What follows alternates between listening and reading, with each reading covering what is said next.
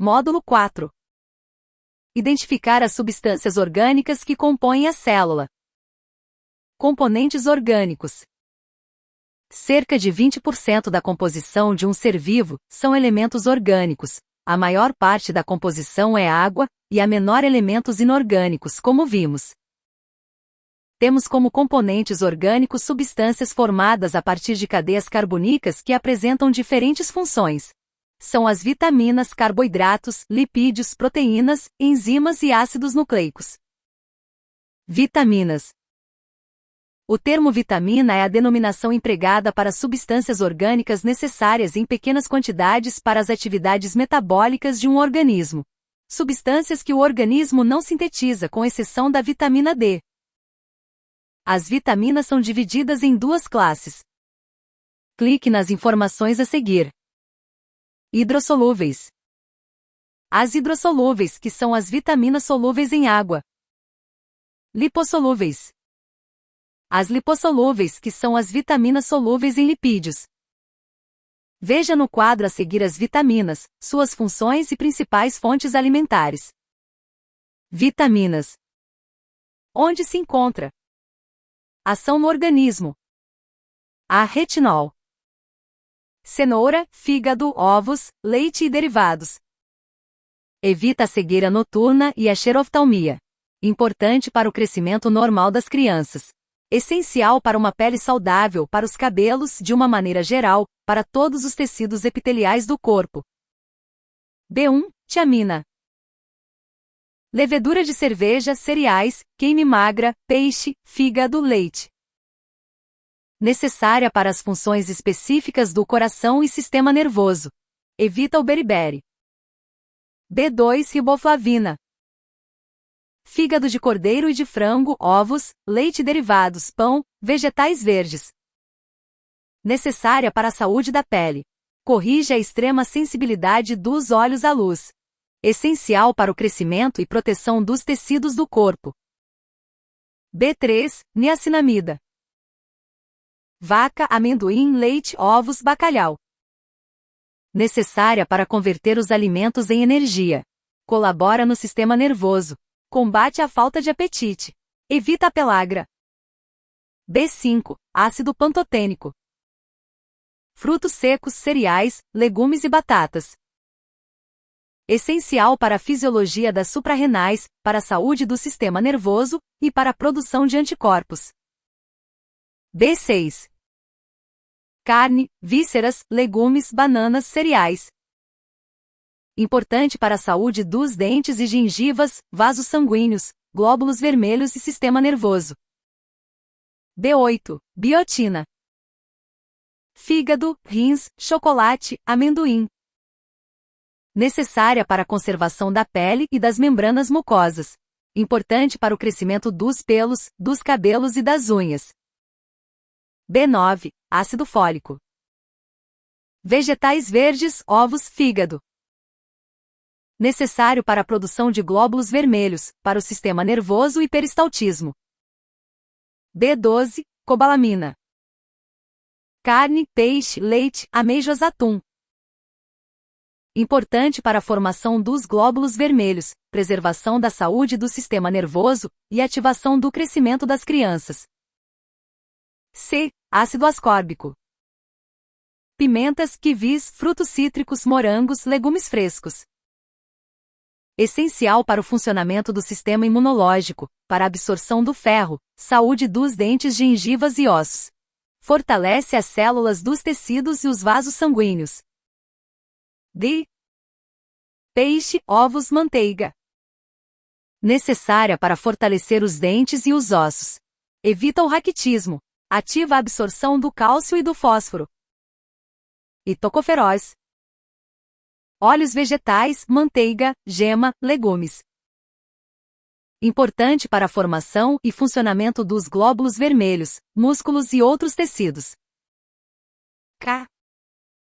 Peixe, ovos, manteiga, hortaliças. Essencial para a coagulação normal do sangue. Atenção! Para a visualização completa da tabela, utilize a rolagem horizontal. Não ingerir a quantidade necessária para o organismo pode causar doenças. A falta de vitaminas é conhecida como a vitaminose, e o excesso é hipervitaminose. Carboidratos. Os carboidratos são os açúcares, também conhecidos como glicídios. São divididos em 3 grupos, clique abaixo para conhecer cada um. Objeto com interação. Monossacarídeos. São os açúcares mais simples. Possuem como fórmula geral, CH2ON. Os principais monossacarídeos são as pentoses, açúcar com 5 carbonos, e as hexoses, açúcar com 6 carbonos. As pentoses mais importantes são as que participam dos ácidos nucleicos, a ribose, RNA, e a desoxirribose, DNA. A hexose mais conhecida é a glicose. Disacarídeos. Polissacarídeos. Lipídios. Disacarídeos. Formados pela união de 2 monossacarídeos. Na reação de 2 monossacarídeos, ocorre a liberação de uma molécula de água e a síntese por desidratação. Opostamente na quebra de um disacarídeo, ocorre a entrada de uma molécula de água, falando-se em quebra por hidrólise. Exemplos de disacarídeos são: sacarose, glicose mais frutose. Maltose, 2 moléculas de glicose. Lactose, glicose mais galactose. Disacarídeo. Polissacarídeos. Lipídios. Os lipídios são as gorduras e abrangem uma classe de polissacarídeos. Formados por várias moléculas de monossacarídeos, principalmente a glicose. São insolúveis em água, e podem ser quebrados em açúcares simples por hidrólise. Essa insolubilidade é vantajosa para os seres vivos, pois permite que participem como componentes estruturais da célula, ou que funcionem como armazenadores de energia. Veja no quadro a seguir os principais polissacarídeos encontrados nos seres vivos, seja como reserva energética, seja como componente estrutural das células. Polissacarídeo. Monossacarídeo constituinte. Importância biológica. Amido. Glicose. Armazenado no amiloplasto de raízes tuberosas, mandioca, batata doce, cará, caules do tipo tubérculo, batatinha, frutos e sementes. Principal reserva energética dos vegetais. Glicogênio. Glicose. Armazenado no fígado e nos músculos. Principal reserva energética de animais e fungos. Celulose. Glicose. Função estrutural na composição da parede celular da célula vegetal. Quitina. Acetilglicosamina. Constitui o exoesqueleto dos artrópodes, que é o componente principal da parede celular dos fungos.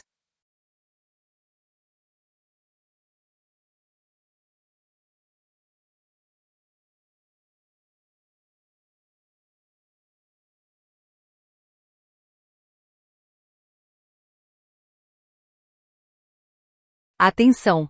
Para a visualização completa da tabela, utilize a rolagem horizontal. Lipídios. Os lipídios são as gorduras e abrangem uma classe de compostos variada que exercem funções biológicas diferentes.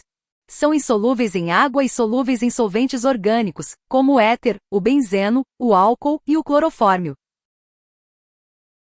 São elementos essenciais para a manutenção da vida celular por serem um componente fundamental da formação das membranas celulares. Proteínas. Proteínas são formadas essencialmente por carbono, C, oxigênio, O, nitrogênio, N, e hidrogênio, H. Porém, podem apresentar enxofre, S.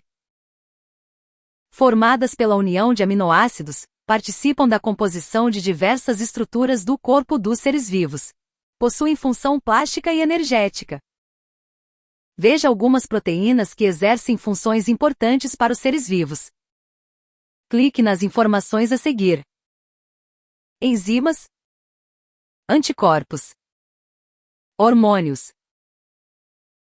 Enzimas, substâncias que aumentam a velocidade das reações químicas. Anticorpos, substâncias que participam dos mecanismos de defesa do organismo.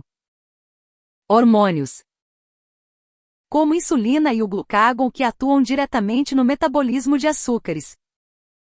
A ligação que une os aminoácidos é conhecida como ligação peptídica, que podem ser quebradas por hidrólise retornando à condição inicial. Dois aminoácidos unidos por uma ligação peptídica formam uma molécula de dipeptídeo, e vários aminoácidos formam uma macromolécula denominada polipeptídeo. Como a hemoglobina, formada por 4 cadeias polipeptídicas, outras moléculas possuem formação parecida. Enzimas. As reações biológicas são pouco espontâneas, ou seja, são lentas. É possível que, ao deixarmos dois reagentes em contato, eles não reajam, interajam, ou caso ocorra, a velocidade da reação pode ser muito lenta. Uma maneira eficaz de aumentar a velocidade da reação é elevar a temperatura. Com isso, as moléculas terão maior número de colisões, devido à sua movimentação, ocorrendo assim a reação química. No organismo, é necessário que a velocidade da reação seja adequada, mas sem elevação significativa de temperatura, para que as proteínas não se desnaturem. As enzimas aumentam a velocidade da reação sem subir a temperatura. Elas apenas diminuem a energia de ativação, e por isso são chamadas de catalisadores biológicos. Ácidos nucleicos. Temos duas classes de ácidos nucleicos encontrados nas células. Ácido desoxirribonucleico, DNA. Ácido ribonucleico, RNA. Ambos são macromoléculas de grande importância biológica, já que têm a responsabilidade de carregar todas as informações necessárias para o funcionamento da célula.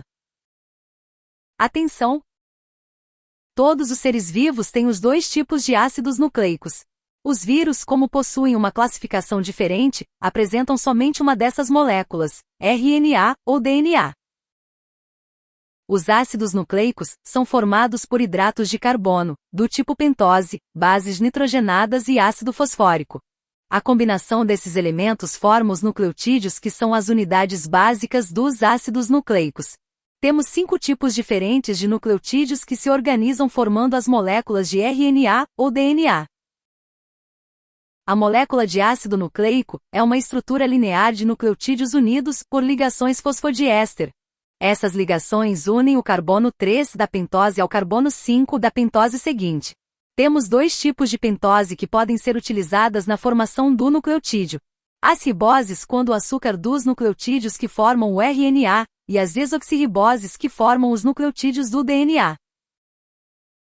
As pentoses são açúcares cíclicos com 5 carbonos em sua estrutura, como observamos na imagem a seguir, formam a parte central do nucleotídeo. A diferença entre as duas pentoses consiste no fato da desoxirribose ter um átomo de oxigênio a menos no carbono 2. Em uma extremidade fica o ácido fosfórico, na outra, uma das 5 bases nitrogenadas. Estruturalmente, o ácido fosfórico está ligado ao carbono 5, enquanto a base nitrogenada fica ligada ao carbono 1. As bases nitrogenadas dos ácidos nucleicos são de 2 tipos, as purinas e as pirimidinas. As purinas são formadas por 2 anéis cíclicos fusionados, enquanto as pirimidinas apresentam apenas um anel heterocíclico.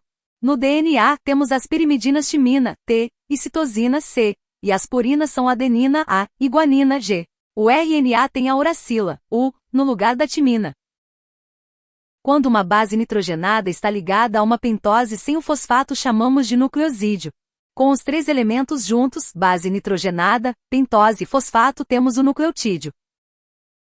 Há 3 diferenças fundamentais ao comparar as moléculas de DNA com as de RNA. O DNA possui desoxirribose e timina. O RNA possui ribose e uracila. O DNA tem 2 cadeias polinucleotídicas unidas por ligações de hidrogênio, enquanto o RNA apresenta somente uma. A estrutura do DNA, como sendo uma dupla hélice, foi descrita em 1953 por Watson e Crick. A molécula de DNA é formada por 2 cadeias de nucleotídeos dispostas em forma helicoidal, com giro à direita em torno de um eixo central. As 2 cadeias são antiparalelas. Isso significa que as ligações fosfodiéster seguem sentidos contrários de uma cadeia para outra. As bases nitrogenadas ficam posicionadas na parte interna da dupla hélice. Cada volta desta dupla hélice são 10,5 pares de nucleotídeos. As duas cadeias do DNA estão unidas por ligações de hidrogênio entre as bases nitrogenadas formando pares. Esses pares mantêm uma distância fixa e ocorrem entre certas bases. Os pares possíveis são entre adenina A e timina T, guanina G e citosina C. Um ponto a se destacar é que as bases nitrogenadas G e T formam duas ligações de hidrogênio e G e C formam três. Essa configuração dá mais estabilidade entre os pares G-C do que entre a T. Embora as duas cadeias do DNA sejam distintas, elas se complementam. As moléculas de RNA apresentam uma estrutura do DNA com algumas diferenças citadas. A ribose no lugar da desoxirribose e a uracila no lugar da timina, e ainda possuem uma única cadeia. Porém, existem tipos diferentes de RNA e três classes principais. RNA mensageiro, RNA. RNA ribossômico, RNA. RNA transportador, RNet. As três moléculas participam da síntese proteica. O RNA carrega a informação copiada do DNA, que dita a sequência de aminoácidos. O RNA representa metade da massa do ribossomo, e o RNet identifica e leva os aminoácidos até o ribossomo. Os ácidos nucleicos. A especialista Sheryl Gouveia Almada fala sobre como o conhecimento sobre os ácidos nucleicos permitiu o desenvolvimento das tecnologias moleculares que conhecemos atualmente. Olá, eu sou a professora Sheryl Almada e nesse vídeo estudaremos sobre como o conhecimento acerca dos ácidos nucleicos permitiu o desenvolvimento das tecnologias moleculares atuais. Olá, eu sou a professora Sheryl Almada e nesse vídeo estudaremos sobre como o conhecimento acerca dos ácidos nucleicos permitiu o desenvolvimento das tecnologias moleculares atuais. As células de um organismo vivo são capazes de preservar e transferir sua informação genética para novas gerações através dos ácidos nucleicos, que são conhecidos como DNA e RNA. Esses ácidos foram descobertos há cerca de 150 anos pelo bioquímico suíço Johann Miescher. Porém, somente há cerca de 70 anos é que o modelo de sua estrutura foi proposto por James Watson e Francis Crick. Até esse momento, o conhecimento sobre os ácidos nucleicos não era muito extenso, mas na década de 50 foi demonstrado que uma molécula de DNA recém-formada guardava uma das cadeias da molécula que lhe deu origem. Essas descobertas foram a base do conhecimento necessário para que as técnicas de biologia molecular surgissem. Isso porque, basicamente, essas técnicas se baseiam nas características estruturais dos ácidos nucleicos e estão pautadas na obtenção, quantificação, amplificação, sequenciamento e análise do DNA proveniente de amostras biológicas. Por meio dessas técnicas, é então possível isolar o DNA dos outros componentes celulares, selecionar a área do DNA que contém o gene de interesse, multiplicar sua quantidade, separar suas moléculas e analisar sua sequência de nucleotídeos. Esse desenvolvimento contribuiu para o diagnóstico de diversas doenças, tanto genéticas quanto infecto-contagiosas. Contribuiu também para a realização de análises em processos industriais e para o estudo de micro-organismos. Além disso, contribuiu para o estudo dos genes e dos mecanismos de sua expressão. A biologia molecular contribuiu ainda para a genética forense, que é a área que inclui a realização de testes de paternidade e a colaboração na investigação de crimes. Contribuiu também para o melhoramento genético animal e vegetal, com a seleção de características desejáveis, resultando em progressos na produção de alimentos. As técnicas de manipulação dos ácidos nucleicos também estão envolvidas na obtenção de organismos geneticamente modificados, os organismos conhecidos como transgênicos. Dessa forma, é possível gerar micro-organismos, plantas e animais úteis à agricultura, à produção animal, à produção de medicamentos e à preservação ambiental. O conhecimento sobre a estrutura desses ácidos e o desenvolvimento das técnicas de biologia molecular permitiram ainda a identificação e clonagem de genes, as terapias genéticas e as vacinas à base de DNA.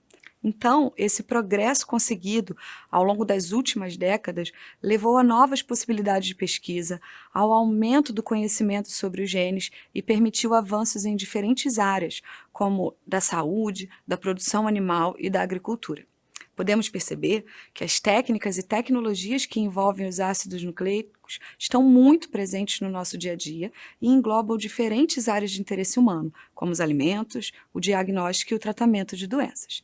Isso só foi possível após o conhecimento sobre sua estrutura, o que não tem nem 100 anos de história, e mesmo assim promoveu avanços que contribuíram para a melhoria da qualidade de vida da sociedade como um todo. Espero ter contribuído para o seu aprendizado. Até a próxima! Verificando o aprendizado. 1. Os lipídios são moléculas orgânicas fundamentais para qualquer ser vivo. Além de serem componentes das membranas, podem constituir hormônios e também uma importante reserva energética. Sobre os lipídios, marque a opção correta. Os lipídios são solúveis em água. Os lipídios são solúveis em éter, benzeno e clorofórmio. Os lipídios são formados por unidades chamadas nucleotídeos. Os lipídios são uma cadeia de peptídeos. Os lipídios de cadeia longa constituem os polissacarídeos. Responder. Responder. Comentário. Parabéns! A alternativa B está correta. Os lipídios são substâncias orgânicas, conhecidas como gorduras, que atuam em variadas partes do organismo. São importantes como reserva de energia, na formação de hormônios, protegem contra os choques mecânicos, além de constituírem as membranas celulares, compostas por fosfolipídios.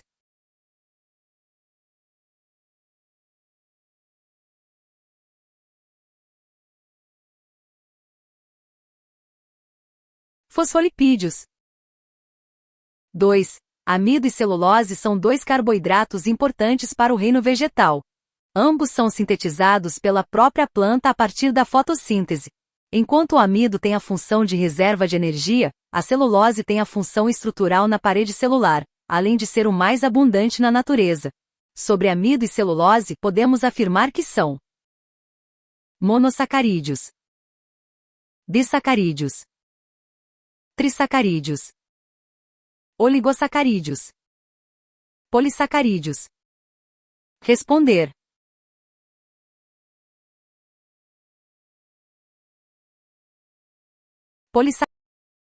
Polissacarídeos.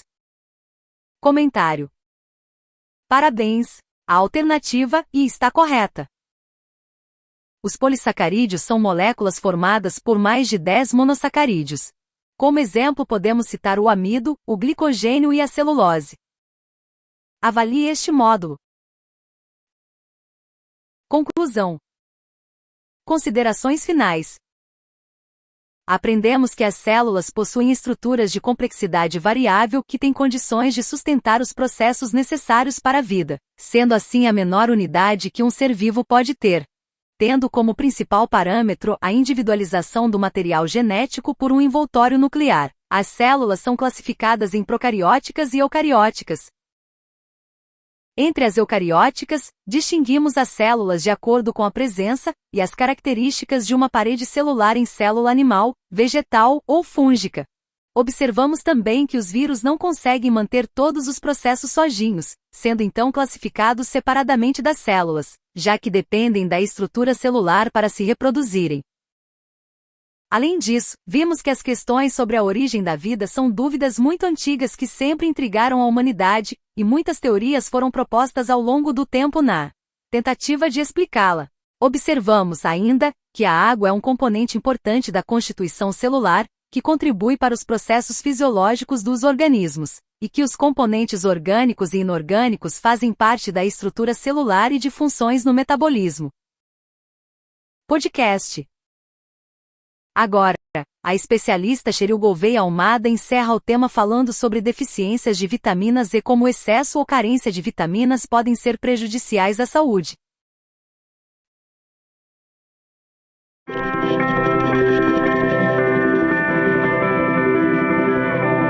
Olá, eu sou Pedro Brasil e esse é o podcast do tema Classificação e Composição Química Celular.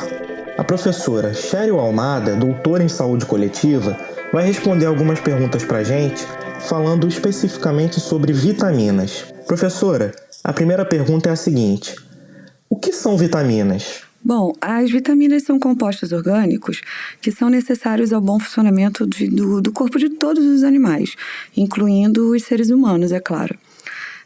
Esses compostos, eles regulam os processos metabólicos desses animais, colaboram para a imunidade, para o bom funcionamento de todo o sistema imune e também colaboram para o crescimento adequado do indivíduo. O grande problema é que nós não somos capazes de produzir as vitaminas, e então nós temos que adquiri-las dos alimentos. E então, por isso, uma alimentação saudável é fundamental para a nossa saúde. Entendi, professora. E qual é o papel das vitaminas no corpo? Existem 2 tipos de vitaminas: as hidrossolúveis e as lipossolúveis. Cada tipo ele pode ser obtido de um alimento diferente e tem uma função diferente também no organismo. Então, dentre as vitaminas lipossolúveis, por exemplo, a vitamina A é responsável por auxiliar na visão e na diferenciação das células epiteliais, das células que formam as camadas da pele. Nós conseguimos a vitamina A partir dos alimentos, como cenoura, abóbora, batata, fígado e espinafre, por exemplo. Já a vitamina E, ela é um antioxidante e nós conseguimos ingerir esse antioxidante de folhas verdes e cereais, por exemplo. A vitamina D, que normalmente as pessoas conhecem mais, está relacionada com a absorção de cálcio pelo organismo e ela é obtida de alimentos como leite e os derivados do leite, como queijos e iogurtes. Já a vitamina K, ela participa do processo de coagulação do sangue, então ela age impedindo hemorragias e ela pode ser obtida de alimentos como brócolis e o espinafre. Já as vitaminas hidrossolúveis, a vitamina C, que está relacionada com a produção de colágeno, com a absorção de ferro, com o sistema imune. E a gente consegue essa vitamina se alimentando de frutas cítricas, como laranja e acerola, por exemplo. Além dessa vitamina hidrossolúvel, que é a vitamina C, nós temos as vitaminas do complexo B, que na verdade atuam como coenzimas na ativação de diferentes processos metabólicos. E elas são conseguidas a partir da ingestão de, por exemplo, fígado bovino e carne de frango também. Professora, quais são os problemas que podem ser causados pela carência de vitaminas? Um grande problema da carência nutricional das vitaminas está ligado a 2 fatores. O primeiro é o fator nutricional da dieta, por uma alimentação mal equilibrada, a falta de ingestão. E o segundo fator podem ser problemas metabólicos, onde o indivíduo ele ingere as vitaminas, mas elas não são absorvidas pelo organismo. Então, a deficiência dessas vitaminas no organismo, independente do motivo dessa carência ser uma alimentação mal equilibrada ou problemas metabólicos que esse indivíduo possui, elas vão estar diretamente relacionadas à função que a vitamina exerce no organismo. Por exemplo, as vitaminas do complexo B, quando elas estão em falta, elas provocam complicações que vão desde a fraqueza do indivíduo até problemas relacionados ao sistema nervoso central. A vitamina D, por exemplo, quando em carência, ela dificulta, a absorção de cálcio é dificultada e a pessoa pode vir a ter problemas ósseos. Então, basicamente é isso. A carência das vitaminas estão diretamente relacionadas à função que elas exercem no organismo. E, professora, o excesso de vitaminas também pode causar alguns problemas, Quais são os principais problemas que podem ser causados pelo excesso das vitaminas? Bom, diferente do que a maior parte das pessoas pensam, o organismo ele necessita de vitaminas em quantidades mínimas e todo excesso de vitamina ingerido por nós é eliminado pelo corpo, principalmente pela urina. Basta, então, que uma pessoa fisicamente saudável, ela tenha uma alimentação sadia para que ela consiga ingerir as quantidades mínimas necessárias de vitamina que a gente precisa, não havendo nenhum tipo de suplementação, de necessidade de suplementação nesses casos. Então, basta o indivíduo sadio se alimentar bem, que ele consegue as quantidades mínimas de vitamina diárias necessárias ao bom funcionamento do organismo. E todo o excesso, então, vai ser eliminado. Porém, em alguns casos, o excesso de vitaminas ele pode causar distúrbios no organismo. Por exemplo, o excesso de vitamina A pode causar a ocorrência de uma pele seca, pode até causar mesmo dores de cabeça, tonturas, cãibras e até lesões hepáticas, né? Lesões no fígado. Já o excesso de vitamina D, como outro exemplo, pode causar um nível elevado de cálcio no sangue, o que também é prejudicial, assim como o nível baixo do cálcio no sangue, além de náuseas e vômitos. E enquanto que, por exemplo, o excesso de vitamina C pode provocar cólicas e diarreias. Então, as vitaminas, elas são a base de uma alimentação saudável, não podem estar em carência nem em excesso. Assim, o indivíduo pode permanecer saudável. Bom, com isso a gente encerra esse podcast. Agradeço a colaboração da professora Sheryl Almada. Agradeço a você, aluno ou aluna ouvinte. Desejo bons estudos e até a próxima!